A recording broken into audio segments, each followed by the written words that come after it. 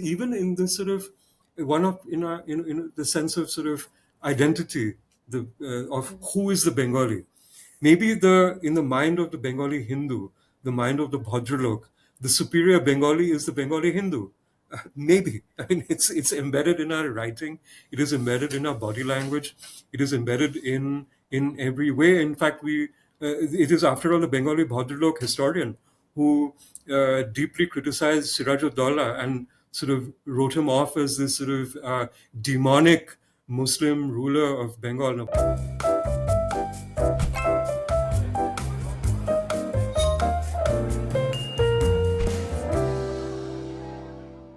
The assembly election in West Bengal has brought the BJP to power with a more than two-thirds majority and put the state and the people in the state on the cusp of massive change. Expectations are high. Many BJP leaders are calling this a renaissance movement. Prime Minister Modi has called it a new dawn awaited by generations. What does the rise of the BJP in Bengal mean for the Bengali identity? Is there an identity crisis between the secular left liberal and the Hindutva right, Hindi speaking Hindutva right version of the Bengali? How did they coexist up to this point? What have we missed? And what will all of this mean going forward? To get a historical perspective, to get some naughty questions, and by that I mean KNOTTY questions answered, and to get a sense of really what it means to be Bengali today. I'm talking to historians, South Asia specialist, analyst, as well as academic and prolific writer Sudeep Chakravarti. In the context of this conversation, one of his books has a lot of weight: The Bengalis, a portrait of a community. Sudeep, thank you for joining me on Keep Talking. It's my pleasure, Anuradha. It's a pleasure to be here. Thank you for inviting me. Now, I've got to start by quoting a little bit from your book, The Bengalis, okay? And this, I mean, it was published in 2017. And in that, you write, Bengal's elected monarchs may rule, but their subjects usually do not forget their transgressions. As and when Mamata Banerjee trips up, it is a certainty she will find out the hard way. What could follow? Bengal will find out the hard way, as it always has. Sudeep, I'm quoting you back to you, but it seems so appropriate in 2026. Indeed, it is. It is appropriate. And in fact, since you quoted from my book very kindly, let me quote my book a little more back at you, if I may, to just sort of make it a little more comprehensive, because that will bring us up to speed for the BJP's astounding victory in the West Bengal Assembly elections. The first time that Mamata Banerjee got re-elected after being first elected in 2011, she won again West Bengal. She again won West Bengal by a landslide. The leftist opposition was in disarray, the CPM still vastly discredited, and the assiduously structured sting of the Bharatiya Janata Party, quite the political juggernaut across India, was still mild here. The violent rhetoric and aggressive displays of ultra-nationalism by Hindu grassroots organizations that typically prepare the ground for the party's political upsurge only just visible. Though these activities became more cranked up, more visible as 2017 came around. I began to sense, and this has really been the history of Bengal, because when, for instance, the left came to power, and when they came to power by dismissing the incredibly powerful government of the Congress of the time in the 1970s, when Congress was extremely powerful, had become extremely powerful. It was a seismic shift, Anuradha, as you would be well aware, that the entire Congress machinery was first dismissed and then repossessed, if you will, by the incoming CPM. And when they took over the entire state machinery that the Congress had built up over several years, and these are the giants of the Congress, by who became giants of the state Congress and National Congress then, Priyaranjan Das Munshi, and so on and so forth. They grew out of what I call the Mastanocracy of West Bengal. And when the CPM came in, and then they spread their wings and went into the grassroots, did some fine work, did some not so fine work at all, but essentially kept alive the ingredient of Bengali politics, or politics of West Bengal, to be in particular, of what I would like to call mastanocracy. It is Yeah. not quite democracy. It is more perhaps correctly addressed as mastanocracy. And that continued for several decades. And when Trinamool, with, of course, the help of the BJP structure that was growing Yeah. across India at that time, Yeah. slowly made its way into the grassroots uh, aspects of West Bengal, followed a similar template as the left had with the Congress. And when the left was roundly defeated by her in 2011, the Trinamool Congress and Mamata Banerjee, the juggernaut of Trinamool Congress and Mamata Banerjee, did pretty much what the left had done to the Congress. It massively displaced the left, and then it went and absorbed a lot of the people who'd been upset with the left autocracy, if I may call it that, and then spread her wings and continued to spread her wings, but all the while keeping the Mastanocracy alive.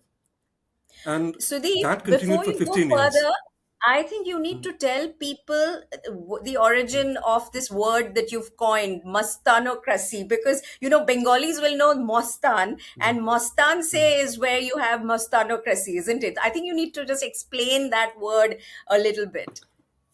Well, Mastanocracy is actually, it's something that I have popularized, but it's not my word. Hmm. There's an academic who had written about labor economics of West Bengal in the United Front government years in the late 60s, which was also the time that the sort of the youth Congress, if you will, what became the flourishing youth Congress, the youngsters in the Congress party, or the gundas of the Congress party, or the thugs of the Congress party, the political thugs. So Mastanocracy is really democracy plus political thuggery makes Mastanocracy, and that is something that is an unfortunate contribution of West Bengal to national political discourse, if I may call it that, and national political activity and national political activism. Bengal had a singularly violent political culture, which may seem strange to some people who might look at Bengal as being an extremely cultured place, but I absolutely disagree with that. I mean, we are a deeply uncivilized people in a place alongside brandishing great civilizational aspects with our society and our politics as well. So the Mastanocracy that Mamata Banerjee applied and then subsumed and then evolved into her own power structure of Mastanocracy. So it was democracy and political thuggery equal to Mastanocracy that kept her going. And the the next wave in in the pipeline, if you will, in the Bengal pipeline, was because of the dynamics of how the Bharatiya Janata Party and the sort of the Hindu right superstructure had been evolving across India. I think that wave, at some point of the time or the other, it was inevitable that it would come to Bengal, and I have seen that happen. When I referred in my book to the incidents in 2017, I was actually in Chandanagar, or Chandanagar, as many people call it, just across the Hooghly, northwest of Kolkata, across on the other bank of the Hooghly, a former French colony and now a very Bengali enterprise. I remember being there on Ram Navami in 2017, and I saw the future, if you will, that on that evening when I was on the promenade by the Hooghly River, a beautiful promenade, there was a kilometer, the entire promenade was invaded by a kilometer and a half long uh, motorcade motorcade of open flat top trucks uh, with very large speakers blaring uh, religious disco music, if I may call it that, which is very, very popular even then in Uttar Pradesh and Bihar, Madhya Pradesh and Rajasthan.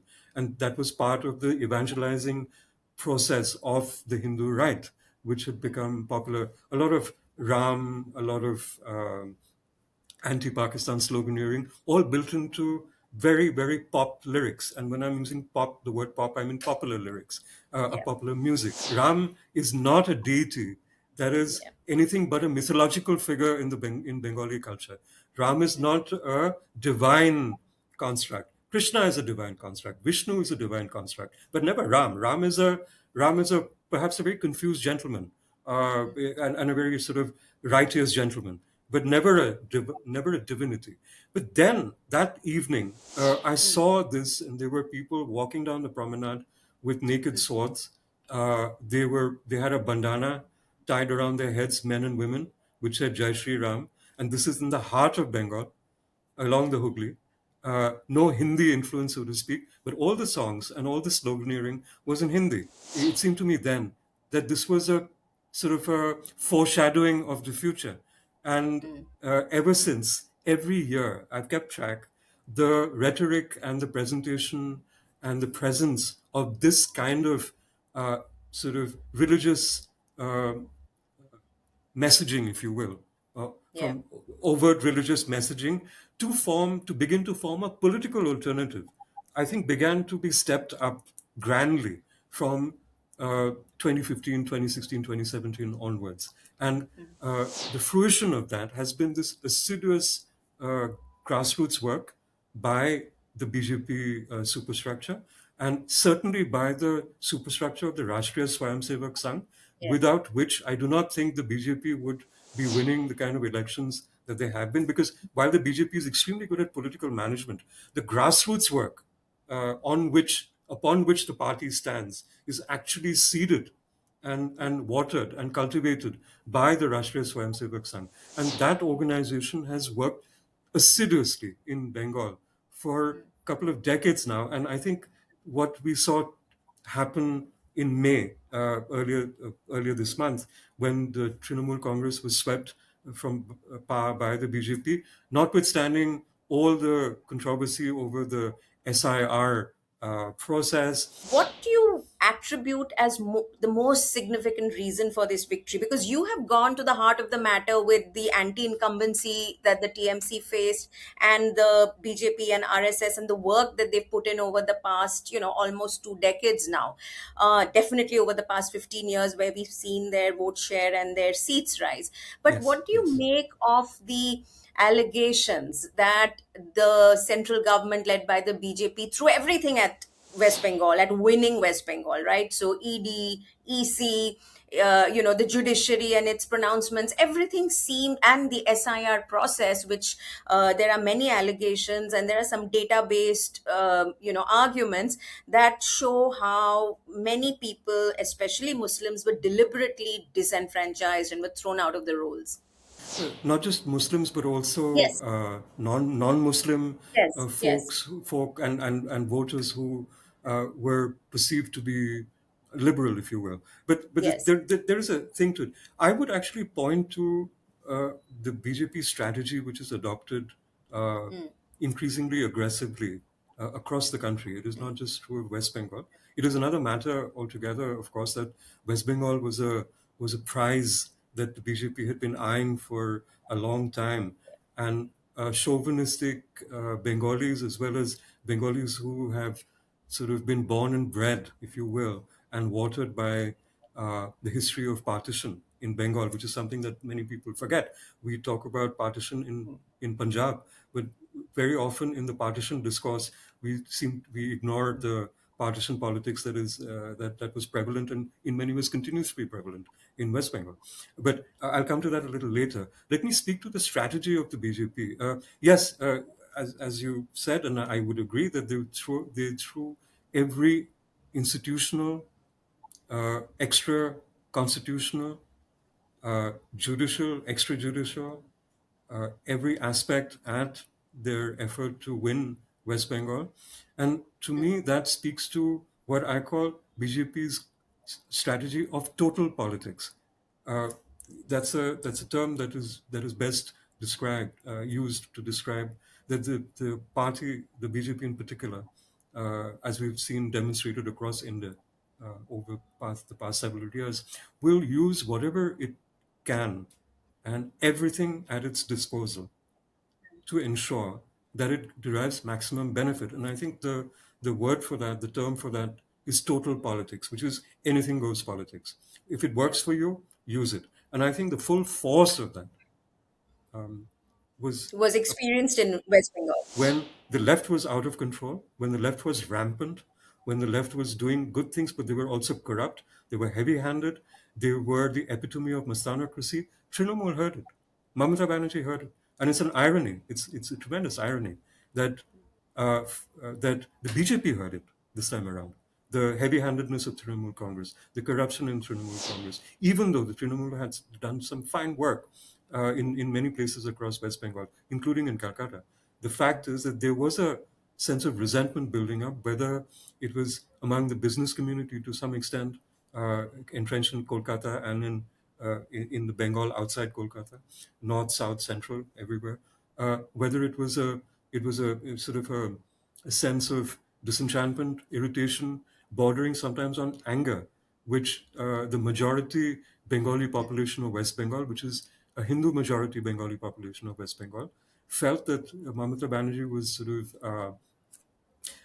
sort of moving more visibly towards the 30%, if you will, as we're speaking numbers and trends, which is essentially, and let's speak frankly, because we must, because the cat is not just one cat, but all the cats are out of the bag, out of the Yeah. bag now. So there's been a feeling over several years that she was sort of pandering to the Muslim vote bank, or the Bengali Muslim vote bank. That, I think, gave that made a lot of other sort of Hindu Bengalis in particular.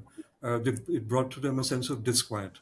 And here I'm not only talking about, and there's another factor, if I may bring that in. People think of Bengal as being Bengali. They think of Kolkata as being Bengali.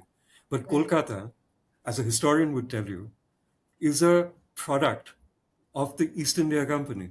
It is Yeah. your it is one of the cosmopolitan enterprises like Bombay and like Madras, Calcutta of old, Kolkata, now Chennai, now Mumbai. But Yeah. Kolkata was once Calcutta, a product of the East India Company. The whole world came. And they were largely a not Bengali world.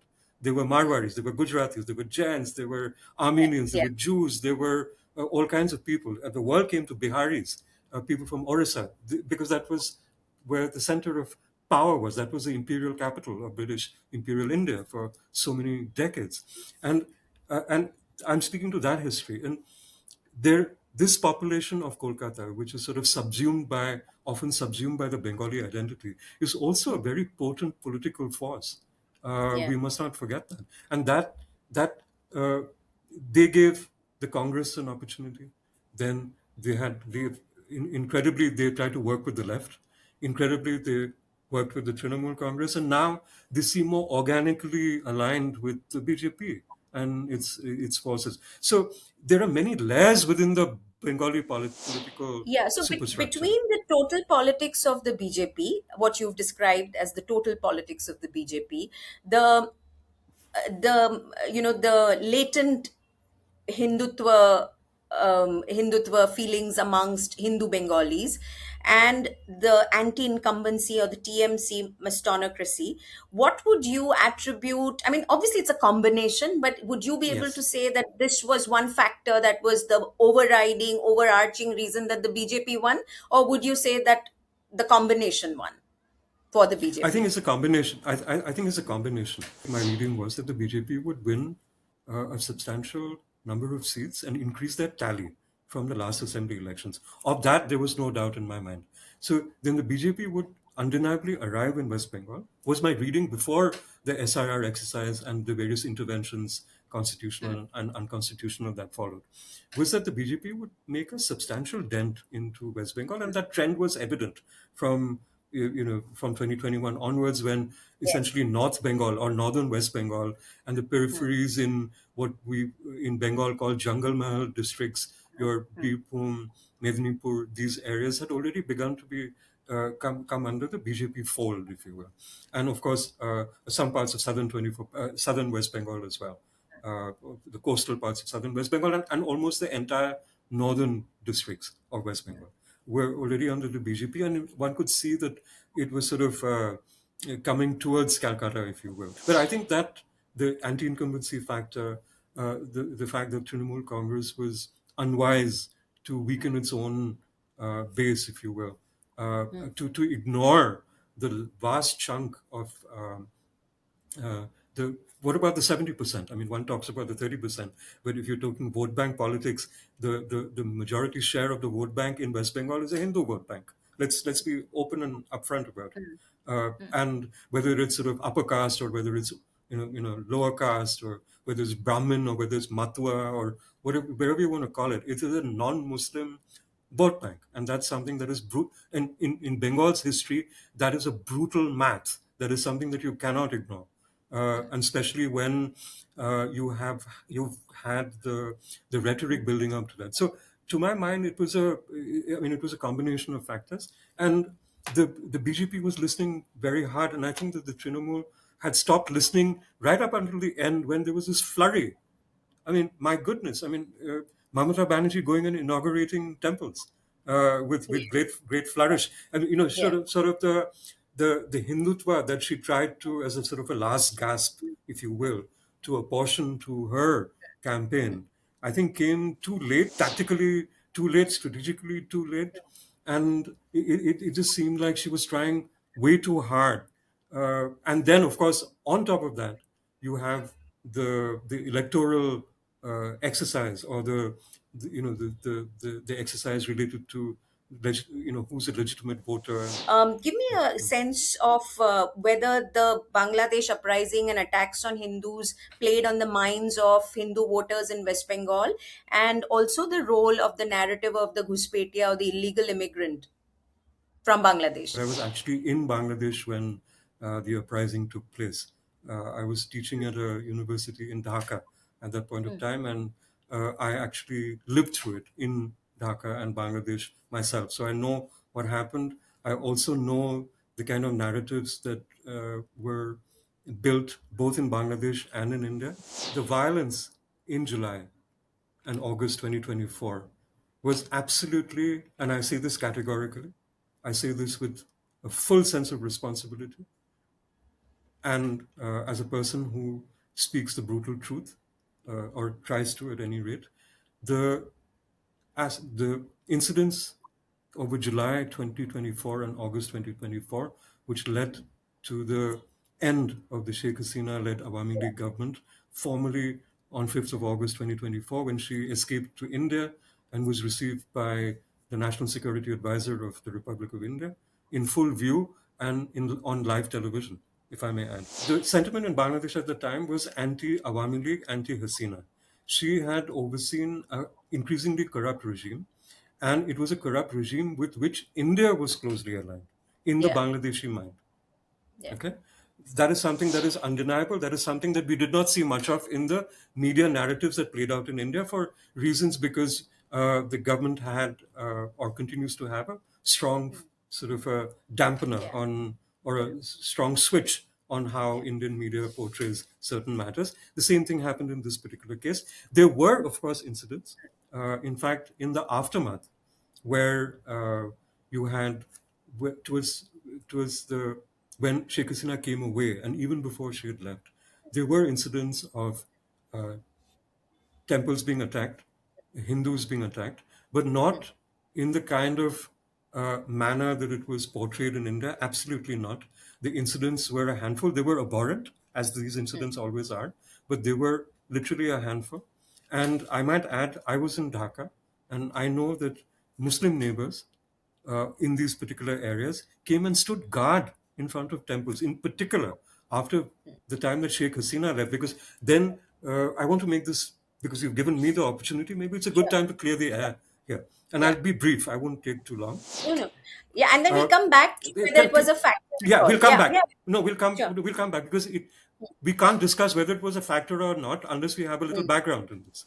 Where there was great lawlessness in Dhaka and Bangladesh after the exit of Sheikh Hasina, simply because the police, which was seen as villains of the peace to repress Bangladeshi citizens, were off the street. So, in a way, technically, Bangladesh was lawless for several weeks after August 5. 2024. The army was out, but the army had taken on policing duties by a special magisterial law that was implemented by the interim government, which came in 8th of August, 9th of August 2024. Now, but it was largely a lawless country at that particular point of time. Right. So when there were Muslim homes being robbed, there were Muslim boys and girls who were being raped, there were Muslim women who were being molested, there were Muslim businesses that were being attacked and burned down because they were seemed to be sort of affiliates of the Awami League. So there was an overwhelming sense of distress and dislike and to bordering on hatred against the Awami League. And I think there was in every instance of violence, there will always be people who will use that political vacuum to settle scores, to Yeah. further the political agenda, at a local sort of a mohalla level, to a city level, to a district level, to the level of the country. And that too happened in Bangladesh, like we see it happening across India all the time. Similar dynamics played across in Bangladesh, in that there were a few Hindus who tragically got caught in the sort of the upsurge, if you will. And there were scores that were settled, but they were not the sort of the communal upsurge of partition. They were not the communal upsurge of 1964. They were not the communal upsurge, which happened in 1971, courtesy of the Pakistan Army and the Razakars, for instance. None of the above. The Ghuspedia issue, like the Bangladesh issue, plays on the religious sentiment. Now, let us not forget that Bengal continues to simmer in the history of partition in a manner that Punjab has stopped. To my mind, Punjab has moved, even though Punjab partition was horrible and dark and absolutely wrenching, and it sort of birthed many movements after that. But it appears that Punjab has moved on from partition now, but Bengal has not. Bengal's partition is there in Bengal's heart and mind. It's in the Bengali heart and mind. It's in the Hindu Bengali heart and mind, which carries on. There is a sort of this great harking to United Bengal, which is also a narrative that the BJP and the RSS and many even non-right-wing parties have played to, because there is also a very strong element which we forget of a Bengali Hindu nationalism alongside a Yeah. Bengali nationalism, a Bengali sense of self.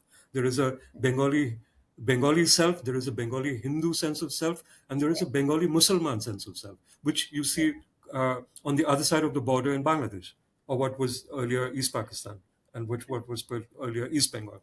So Yeah. these are live issues. Now, in a sort of a volatile, with a volatile history that we have, and with a sort of a sense of recollection and remembrance that Bengal passes on generationally. I know my parents spoke about the partition, and I know because they were young when partition happened, my parent generation, and they were spoken to by their parents, because their parents lived through the horrors of partition as adults, and both Hindus and Muslims. And this is a sort of a lived experience that continues very, very intimately in the Bengali psyche, even to the present day. Now, when a partition Bengal, which is sort of in a way, sort of part of a lost Bengal, a part of a lost unified Bengal, uh, is now being, the narrative speaks to it being now attacked by policies that will hurt the very identity, the very soul, the very survival, speaks to the very survival of the Hindu Bengali in West Bengal. Then I think it makes it resurfaces, or it sort of brings to the forefront a very deep sense of resentment, a sense of loss, sense of anger. It's a volatile mix that comes Yeah. to play, and I think the BJP, or maybe the Trinamool did it to itself. Maybe it should have heard this, because let's be clear. I mean, these things matter in politics. That you need to listen to all the banks, the caste bank, the religion bank, the youngster bank, the elderly bank, and the whatever vote bank you want to name it, Yeah. whatever interest group that you live Part within. of, or You have to yeah. listen to Yeah. these interest groups. Yes. So I think the Trinamool, like the left, became a little tone deaf. they were not listening as acutely as the BJP had begun to listen, and and and they played it, and they played it very well. They played it brilliantly, and I think they were able to match. They were able to thread together and knit into a fabric the resentment or the anti-incumbency notions against the Trinamool Congress with the sense of disquiet that the Bengali Hindu had begun to feel, and also a sense of frustration, if you will, that to a great extent that the business community had felt. Uh, that Yeah. there was a feeling that Bengal needs to. I think the BJP tapped into the aspirational aspect of Bengal, whether it's Hindu, Muslim, or sort of non-Bengali or not Bengali, as I like to call them, where there was I think the BJP and the RSS tapped beautifully into, and when I use the word beautifully, I mean it Yeah, from I a understand. tactical and strategic perspective, a Yeah. very Yeah. clinical way. I'm using it in a Yeah. clinical, Yeah. in a secular manner, I get where I'm sort of, when they bring together these various threads that are floating around, and they also build into the Bengal aspirational aspect, that's saying the past glory of Bengal will now be returned to you as the future glory of Bengal in our yeah. hands, in our tried and tested hands. The Vikasit Bharat kind of narrative, Yeah. which is deeply flawed in its execution, even though it's sort of well marketed, Yeah. was sort of knit into this fabric of get rid of Mamata Banerjee, get rid of Trinamool Congress, and you will get the Bengal you deserve. You will get the Bengal you've been Yeah. dreaming about. You will Yeah. get your version of Bengal that you've been sort of pining for all these years, the lost glory. You have taken us through the partition trauma of Bengal to help us understand the kind why the Bengali psyche or Bengalis or Hindu Bengalis were such fertile ground for the political narrative and strategies of the RSS and the BJP. You're linking that partition trauma, over decades to this, right? I want to understand, how did this identity of the secular left liberal Bengali emerge? The Bengali who's religious but is more cultural rather than ritualistic, is enjoying, or is observing religion from a spiritual and religious angle, but also from a cultural angle. There is that image and identity of the Bengali that we have also become familiar with, isn't it? The Bhadralok, the middle class, upper middle class Bengali. Is that right? And is what happened to that Bengali? I mean, the left parties took out a march a few days ago in Kolkata to protest against the violence following the assembly election result, and they called for a united resistance to protect Bengal's culture. So, what is this Bengali culture and identity? And it seems very different from the Bengali culture and identity the BJP has plugged into, isn't it? Bengali culture and identity is a evolving aspect, if I may put it that way. Bengalis sort of grant themselves these very grand constructs of who they are. uh, so that is also a Bengali. That is also part of being Bengali, and I think we have an elevated sense of self. We tend to think of ourselves as a race when we are not a race. We are a people. We are an ethno-linguistic identity. For instance, so that is also something.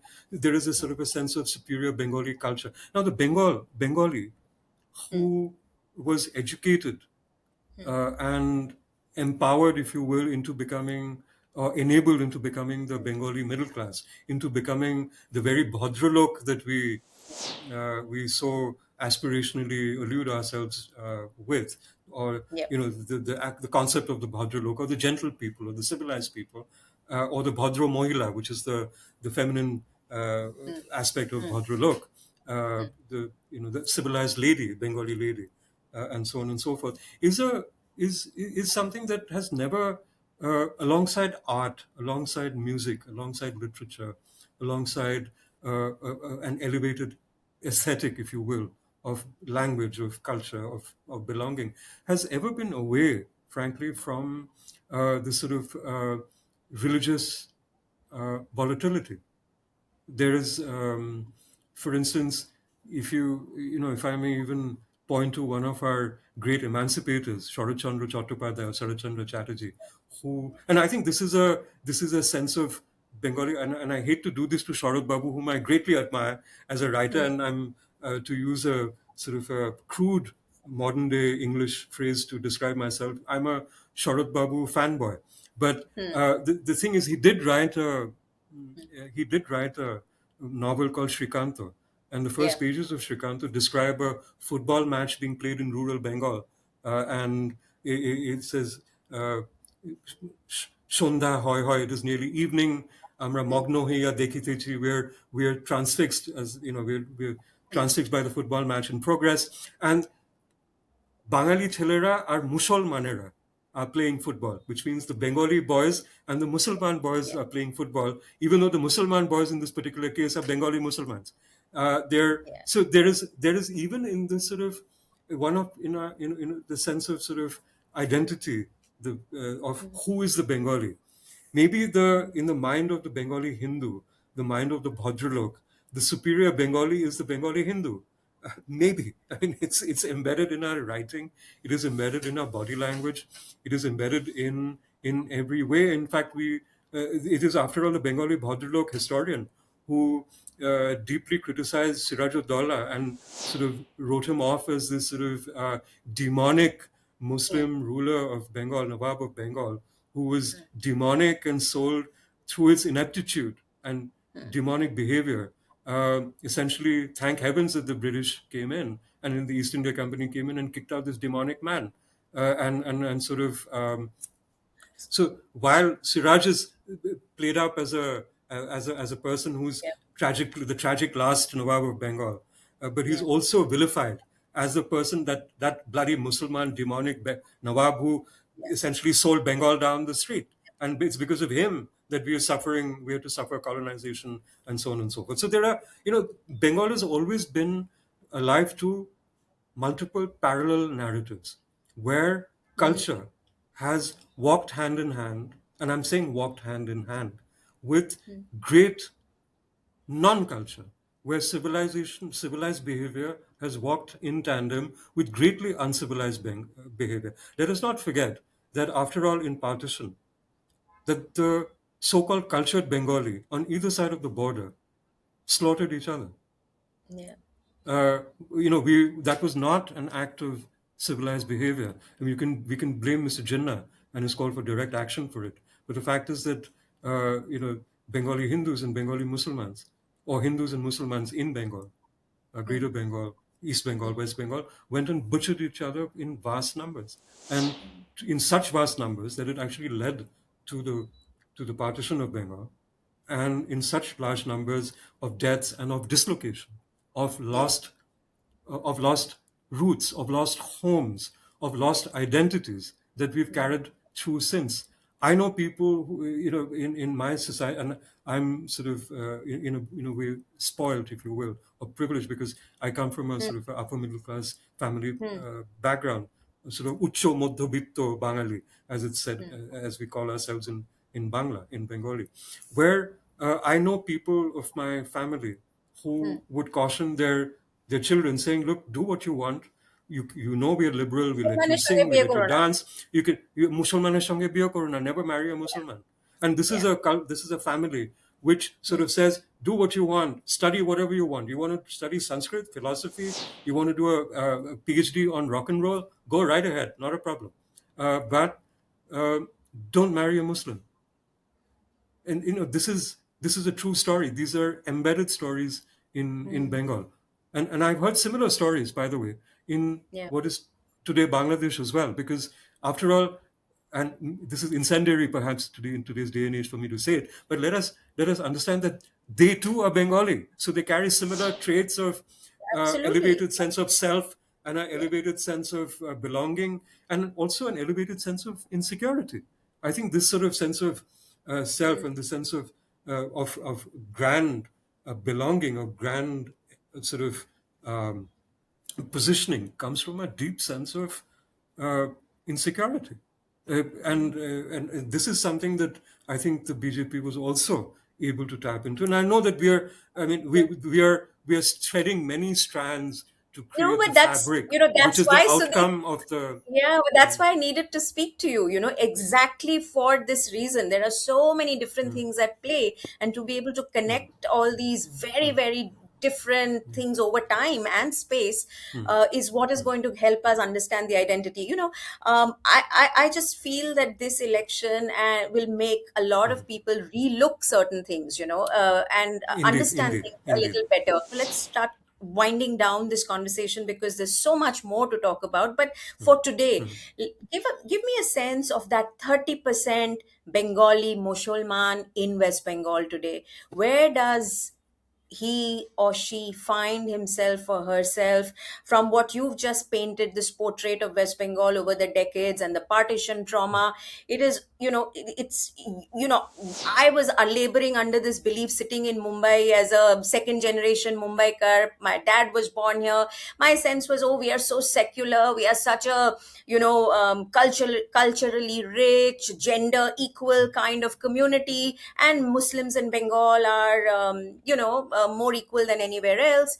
Today, as we are looking at 5 years of the BJP rule for now, where does the 30% of Bengali Mushalman in West Bengal find themselves? I think they find themselves in the same place as the Muslims of India find themselves. So if there is a sense of security that Indian Muslims feel, then the Muslims in West Bengal, whether they are Bengali or not, would feel a similar sense of security. If the Muslims of India feel a sense of insecurity or fear, then I think it is only true that it is natural that the Muslim in West Bengal, and whether they're Hindu or not, whether they're Bengali Muslims or not Bengali Muslims, would feel a similar sense of insecurity and fear.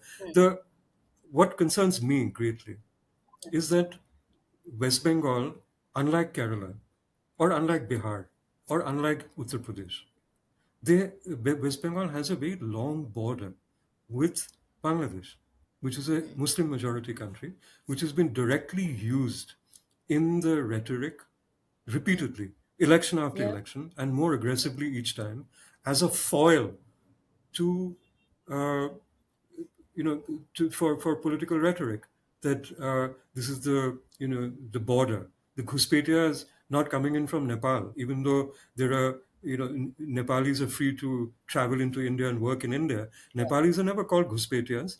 I mean, we Indians treat Nepalis unfortunately with great disdain and a great sense of arrogance, but they're never called Ghuspetia. There are Tamil Sri Lankans who come into Tamil Nadu and have done so. They're not called Ghuspetia. Uh, People from Myanmar may come in from time to time. In the northeast, that's a separate equation. But the Ghuspetia argument works. Uh, I mean, the Ghuspetia argument is not even used in Kashmir anymore, for heaven's sake, Yeah. where there is actually a Pakistan administered Kashmir and an Indian administered Yeah. Kashmir, and there's been infiltration and active acts of terrorism by Pakistan as a state policy. And even there, you do not speak of Ghuspetia. You speak of, So you why use a different is the rhetoric.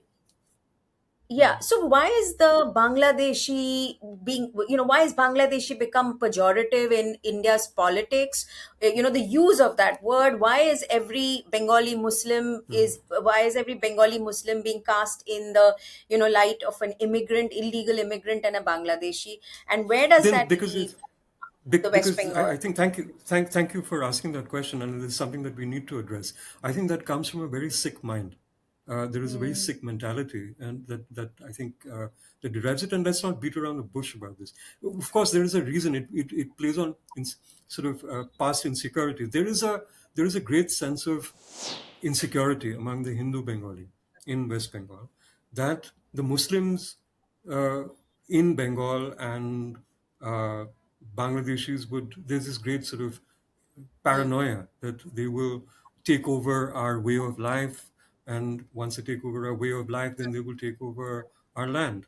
And there is a sort of thing. So if there has been a pandering to uh, there's a sense that Trinamool Congress and Mamata Banerjee directly pandered to this uh, insecurity from the other side, if Yeah. you will, by sort of pandering to the Muslim.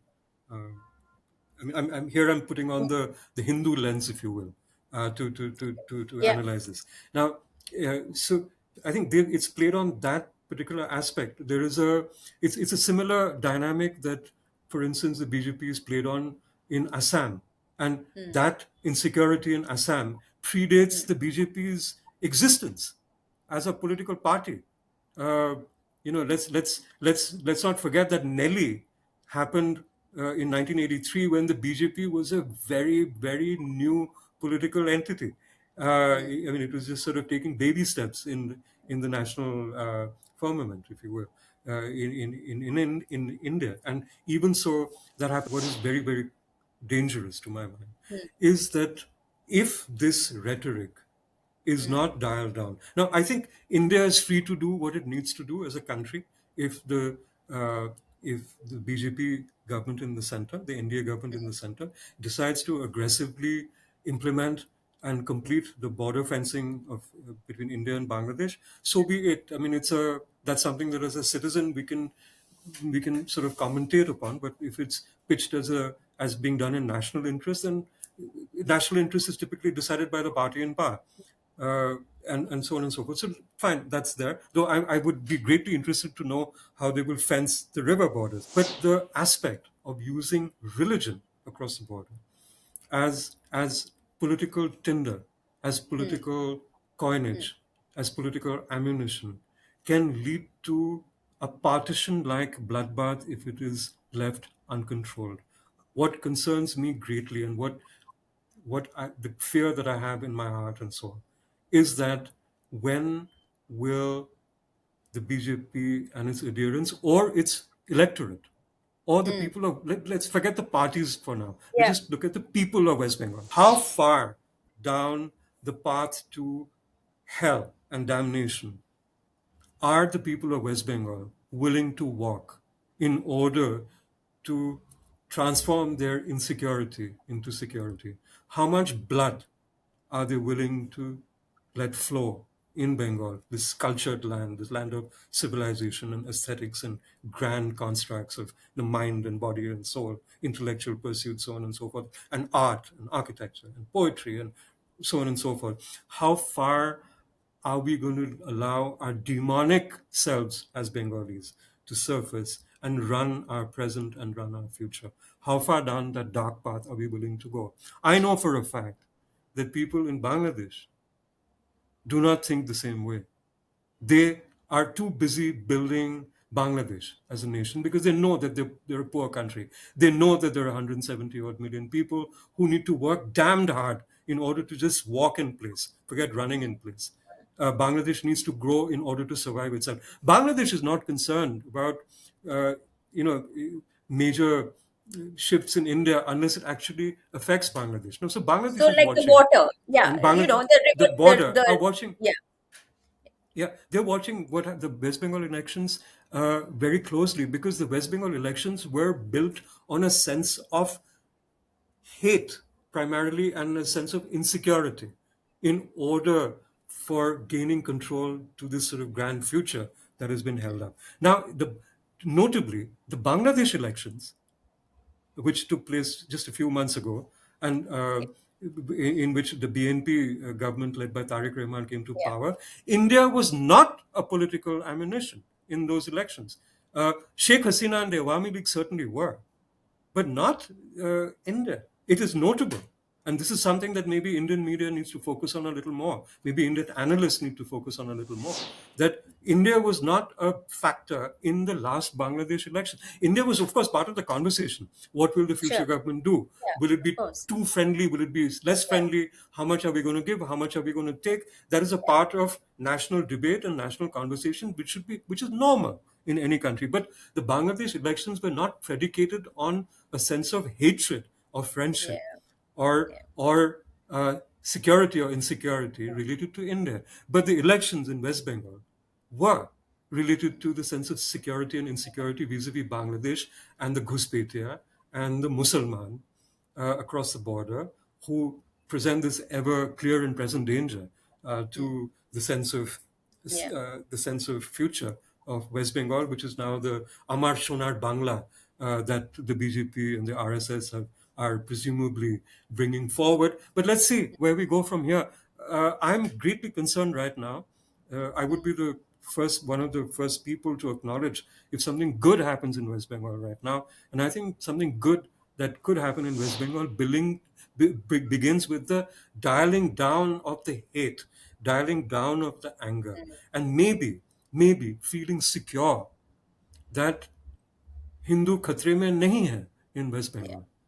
Maybe we need to actually think collectively of West Bengal and actually work with all the communities of Bengal together, the Bengali people and the not Bengali people, and the Hindu and the Muslim and the Jain and the Sikh and the Jew, and not too many anymore, a handful, but the Marwari and the Gujarati and the so on and And so the forth. Chinese? That's what Bengal, and and a handful of Chinese, and how lovely to have. In fact, let's maybe. I mean, since you mentioned the Chinese, when I was in Kolkata not too long ago, and I was in Tangra to because a friend of mine took me to have a Chinese meal in Tangra, and you still get fabulous Chinese, Calcutta Chinese in Tangra, which is in north central Kolkata, and there is something called the China Kalibari, where there is the Chinese community in Tangra in Kolkata actually set up a temple to Kali, and you have Chinese motifs in the China Kalibari, and there is a Hindu Bengali priest or sometimes a Bihari priest who comes and offers propitiation to the Devi, the Kali, in the China Kalibari. So even the face of the Kali in China Kalibari is a Yes. somewhat oriental structure, and with it's all red because the Chinese love red. That's Yeah. the color of fortune for them. So maybe that's the Calcutta we need. That we actually need the Calcutta that the Bengalis of Calcutta think that they have, or they have in their minds. Maybe we need to bring back that dream Calcutta, that dream Bengal, rather than the sort of the abomination of that dream that Bengal and Calcutta has become. It's an uneasy end to this conversation because Yes, yes. you have made, I think anybody listening will relook how Bengalis are Mm, seen, the stereotypical image of the Bengali, the identity of the Bengali, how Bengalis look at themselves, especially Bengalis like me who sit very far away from, from West Bengal. Um, and this point that you leave us with, that the Bengali Mushalman, despite the culture and despite the language which is in common, it is religion that will keep you apart. And that is really such a sad note, and that you will be treated like all Muslims are being treated in India at this point of time. That's a sad note, but I'm going to, since I began this conversation by quoting you, I'm going to end by quoting you. And you write in your book, make believe Bengal. Bengal in our minds is a crucial life force for a Bengali, our precious store of who we are. Make believe Bengal, Bengal in our minds, Bengal that the BJP will now make. We will all be watching closely, and I hope we can continue to keep talking. I hope so too. It has been delightful and disturbing, I hope, equally, because we need to be addressing both these aspects. Absolute pleasure to be speaking to you, Anuradha. Thank you for inviting me for this conversation. Thank you, Sudeep.